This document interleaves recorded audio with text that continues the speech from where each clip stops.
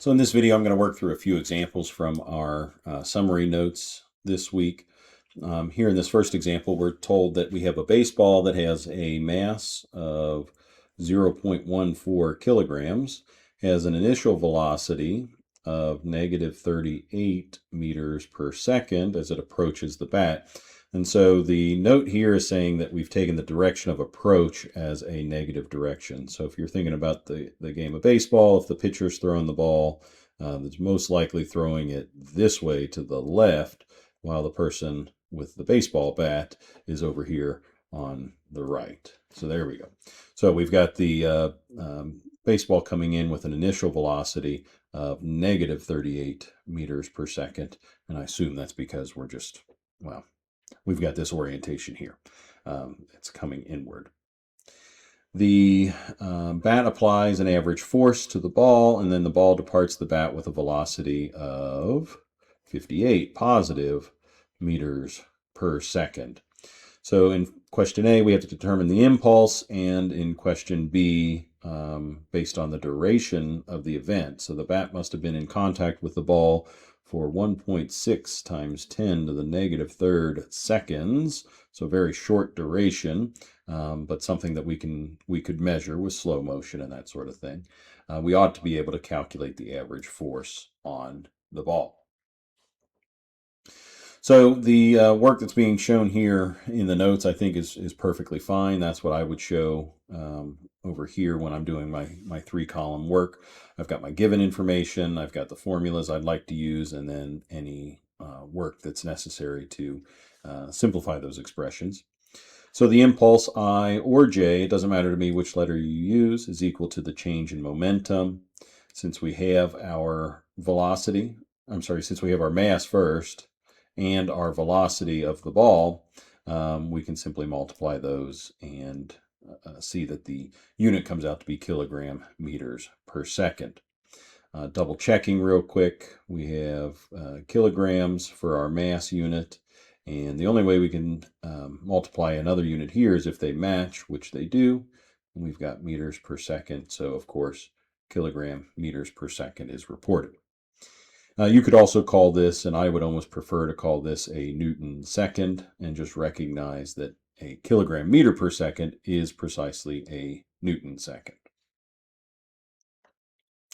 Secondly, with the same information, we now have the impulse, we have the I or J information, and our job is to calculate the net force that's acting on the ball during that time of impact. Well, we can multiply both sides by delta t, and now we have impulse divided by delta t, and the math turns into 8,400 newtons of force, which is an incredible amount of force. That's a giant number. In many of our experiments and samples throughout this semester, we never saw anything come close to that.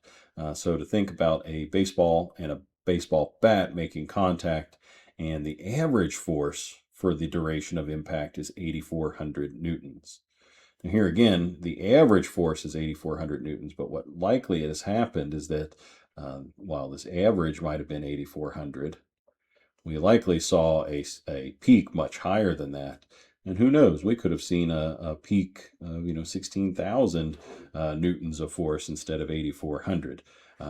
That wouldn't be out of the realm of possibility. So that's kind of interesting to me. I like that a lot. Now, to double check our units here, though, remember with our impulse, we had a Newton second unit, and we're dividing that by our time, which is a second unit, and very clearly we can see that a Newton second divided by second leaves us with a Newton unit, our unit of force. This wouldn't be quite so clear if we had stuck with our kilogram meter per second unit. There's our Newton second divided by seconds, knowing that the bottommost denominator here is a second. There might be a tendency to want to cancel this second with this one, but in actuality that doesn't happen. The kilogram meter per second, let's just go ahead and rewrite this, kilogram meter per second from the numerator, when divided by a second in the denominator, would be the same as multiplying by a 1/2 or an inverse of a second. And so here's where our kilogram meter per second squared comes from, and a kilogram meter per second squared is also the definition for a Newton. So either way, the units do work out, but depending on how you report your momentum, that could affect how you display your dimensional analysis. So be careful, be on your toes, be on the lookout. All right, here's another example. An object has a kinetic energy of 180 joules and has a momentum of 18 kilogram meters per second, or Newton seconds. What are the mass and the speed of the object?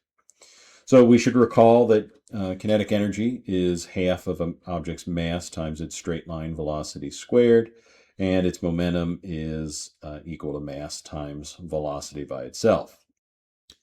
And you can read along with the notes to see how they approach the problem, and here's how I would do it. I would note that we're given some information. We're given the fact that the kinetic energy for this object is 180 joules, and our momentum, I'm going to put the vector hat on top of that, is 18 Newton seconds. Some formulas that we need to know or be aware of are that kinetic energy is equal to half mass times velocity squared. And that might be better suited to write it this way instead of a half times mass velocity squared. Let's just go ahead and call this mass velocity squared divided by 2. Now we're going to apply a little bit of a math trick here. If I multiply this numerator by m and the denominator by m, I'm not changing the value of the fraction, I'm just changing the way it looks. And if you'll notice in the numerator, we now have a mass times mass, or mass squared, and a velocity squared as well. So that would be just the same as saying mass times velocity, quantity squared. So by grouping this mass velocity and squaring it, that obtains the same m squared and v squared that we see above. And then all of that's going to be divided by 2m. Now, why would I do that, you might ask? Well, let's recall this mass times velocity is our momentum quantity. So kinetic energy is equal to the momentum squared divided by 2 times the object's mass. And in this particular problem, our goal was to get mass by itself. And we can now do that because we know the object's kinetic energy and we know the object's momentum. So we can multiply both sides by 2m and divide by kinetic energy. Actually, I don't think we need to multiply by the 2. We can just multiply by m, divide by ke, and we'll note that the object's mass is equal to the momentum squared divided by 2 times the object's kinetic energy. So now we've got a nice formula. We can show our work off to the side and note that our mass is equal to our momentum, which I think we said was 18 Newton seconds squared, divided by 2 times our kinetic energy, which is 180 joules. 18 squared is 324, and 2 times 180 is 360. If I reach for my calculator off screen, that's going to reduce to 9/10, or 0.9. It looks like we had 2 sig figs for each of these, so I'll call it 0.90. Now we're looking for mass, so this better be kilograms, but I'm just not 100% sure. In our units over here, we have a Newton second that's being squared in the numerator, and then a scalar times 180, which we said was joules. So does a Newton second squared divided by joules end up producing kilogram? And there are a few ways that you can confirm this or refute it for that matter. I've seen some students try to leave everything in terms of like units, so they might recognize that a joule is a Newton meter, so they'll say that this is a Newton squared second squared after distributing the power over multiplication, and then call this a Newton meter, and then the Newton unit of in the numerator cancels with one of the Newton units in the denominator. But now we're looking at a Newton times second squared over meter, and I still don't know if that's a kilogram. One of the things that I like to do is I like to break down all of our composed units into its SI form. So whether you do this at the very beginning or maybe now that we've got this kind of started, Newton, recall, is a kilogram meter per second squared. We're going to multiply that by a second squared and divide all of that by a meter after we've had some cancellations going on. And then pretty quickly you'll see that the seconds squared here and here are going to cancel. That leaves us with a kilogram meter per meter. Now our meter units are canceled and we are left with kilogram, just like we thought we should. So I can't emphasize this enough. We can't take our algebra for granted here. And because we're calculating mass, we can't just automatically assume that our work turns out to be a value in kilograms. If we make a mistake with our algebra along the way, especially somewhere back in here, we could be in a world of hurt. Double checking the math is important, but also the units that produce the results is equally important. And so now that we've got this dimensional analysis done, we've completed the mass computation in part A. Now we can move on to part B. And part B is where we were calculating the velocity. So with part B, we recognize that momentum is equal to mass times velocity. So velocity by itself should be our momentum divided by mass. Our momentum was 18 Newton seconds, and our mass ended up being 0.9 kilograms. And when we divide those two, we end up getting 20. And I hope that this is a meters per second. A quick check should verify that. Here's our velocity that we're after. We know that our momentum is a Newton second. We are dividing by mass of kilograms. And of course, a Newton is a kilogram meter per second squared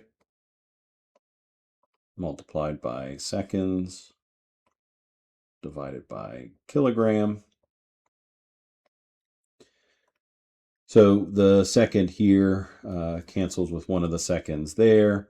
The kilogram in this numerator cancels with this kilogram in the numerator of the denominator. We can imagine that as a let me be careful with that.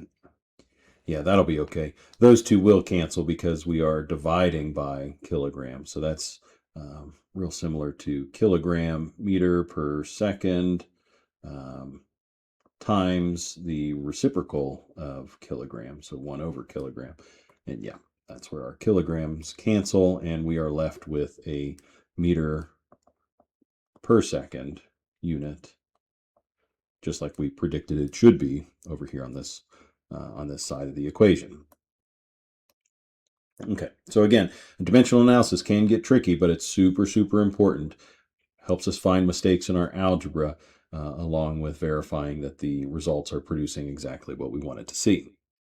And so the last example that I wanted to talk about in this video has to do with what we call the conservation of momentum, conservation of linear momentum, to be more specific. In prior examples, we were talking about conservation of energy, where we have a single object in a system and its energy is conserved between kinetic and potential energies.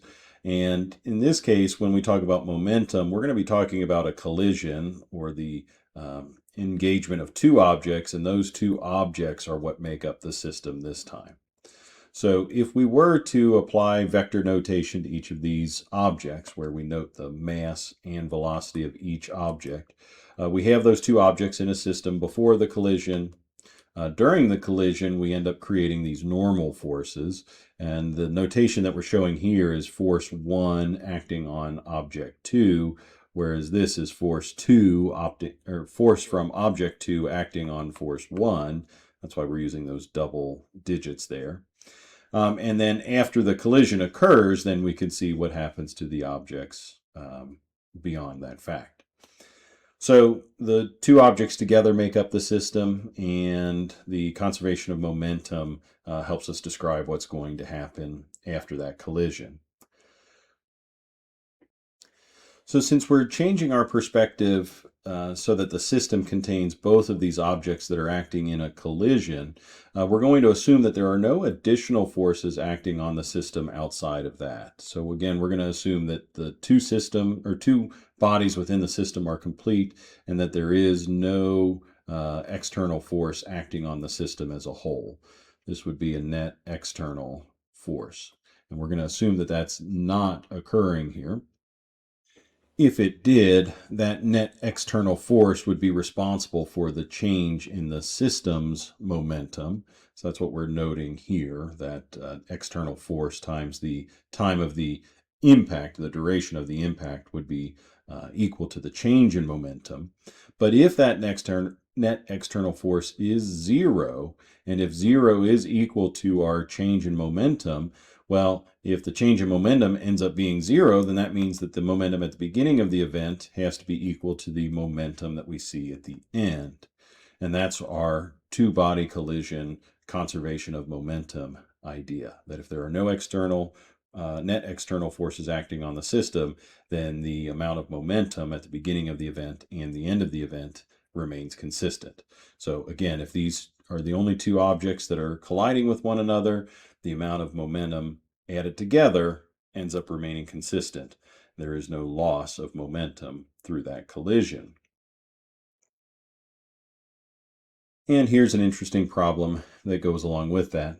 A rifle with a mass of 3 kilograms fires a bullet that has a mass of 5 grams, and that bullet has a speed of 1,200 meters per second. We need to find the recoil speed of the rifle, and then if a man who weighs or who has a mass of 75 kilograms is holding the rifle against his shoulder, what would be the recoil speed of the man and the rifle? So off to the side, we'll just report some of our given information. We know that the mass of the rifle, I'll use a lowercase r for that, is 3.0 kilograms. The mass of the bullet is, what did we say, half of or 5 grams. So 5 grams is 0.005 kilograms. And the mass of the man is 75 kilograms. Okay, good. I'm going to keep things a little bit organized here. So I'll say that the velocity of the bullet, right next to the mass of the bullet ended up traveling at 1,200 meters per second after the explosion, which is a reverse collision. The mass of the rifle was known, but the velocity of the rifle was unknown. That's one of the first things that we're going to try to compute. And then in a few moments, we're going to compute the velocity of the man and the rifle together. So we don't know their velocities either. Okay, so actually, you know what? Since we're saying that that rifle it was mounted against that person's chest, we can assume that the rifle and the person became kind of a combined object. So I'm going to say mass combined, COMB for combined, ends up being 78 kilograms. And then with that, we can find the velocity of the combined object, the man and the rifle. So as far as the formulas go, what we know is that the momentum of the closed system at the beginning is equal to the momentum of the system at the end. We're only focusing on the rifle and the bullet. So rifle has a bigger mass, so we'll draw it a little bit bigger. Now, the sketches above showed two objects coming together and then being pushed apart. But in terms of a firearm, you know, there's an explosion that occurs here inside the bullet itself, and that's going to produce a forward motion for the bullet and a recoil motion for the rifle itself, the mass behind the rifle. So let's see what happens here. Well, the momentum initially, now the whole system has to be accounted for here. So the momentum initially was the mass of the rifle times the velocity of the rifle initially, plus, and I'll just use a grouping symbol here, mass of the rifle times velocity of the rifle initial, plus the mass of the bullet times the velocity of the bullet initially will be equal to same thing, mass of the rifle times the velocity of the rifle, final position, plus the mass of the bullet times velocity of the bullet in its final state. Now, before the rifle was fired, the rifle itself had a velocity of 0. The bullet itself had a velocity of 0. So we have this expression 0 now equals the mass times velocity of the rifle plus the mass times velocity of the bullet. Now our job is to find the velocity of the rifle. That would be easy to do. So let's just go ahead and do that. Mass rifle, velocity rifle plus mass bullet, velocity bullet. I'm dropping my subscript for the final notation because we have no initials left. These quantities are just for final values. Well, we could take the opposite of MB, VB, mass of the bullet times velocity of the bullet, divide that by the mass of the rifle, and we're going to get our velocity of the rifle. Now right away this is pretty helpful to see because we have this negative sign here that indicates the opposite direction from the other object. So if the bullet's going to go forward at a speed of 1200 meters per second, then the velocity of the rifle should be negative. And we've got 0.005, I think I went too far, kilograms times the velocity, divide that by 3.0,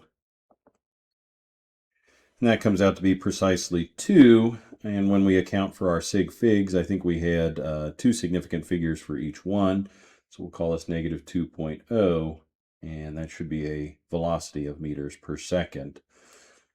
In the interest of time, I'm not going to show it here, but I am going to challenge you to complete your dimensional analysis. Definitely want to do that. Now, we're just going to move on to the last part of this question. We want to know what the recoil speed of the combined man and the rifle end up being. Well, if we use the same pattern as before, the momentum at the end must be equal to the momentum at the beginning of the event. And instead of just taking the mass and the rifle and the velocity of the rifle by itself, we'll note that the mass of the combined 2 times the velocity of the combined 2 at the beginning, plus the mass of the bullet times velocity of the bullet at the beginning, etc. We've got the same expression from before. And we can ultimately simplify this. We can distill this down to the velocity of the combined object ends up being the opposite of the mass of the bullet times the velocity of the bullet divided by the mass of the combined 2, the rifle and the person. So when we substitute in here,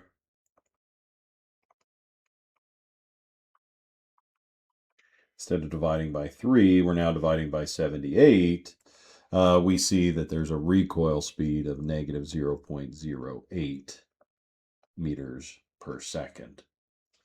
So this is kind of an interesting thought experiment. I certainly hope that none of you set this up without proper care. If you were to observe the recoil on the rifle without any mass holding it in place, like a sandbag or a person, maybe if you think back to the old Mythbusters episodes, you might be able to see something like that. You would see the rifle itself recoil pretty significantly at 2 meters per second. But when you've got a person that's also adding to the mass of the system, the recoil is less significant. It's only almost 1/10 of a meter per second. So as always, we are doing dimensional analysis for every question. I just chose not to do it here in this particular example. And I'll let you do that one on your own. So if you have further questions, please let me know, and look for another video talking about the last few examples to be released soon enough. Thanks for watching.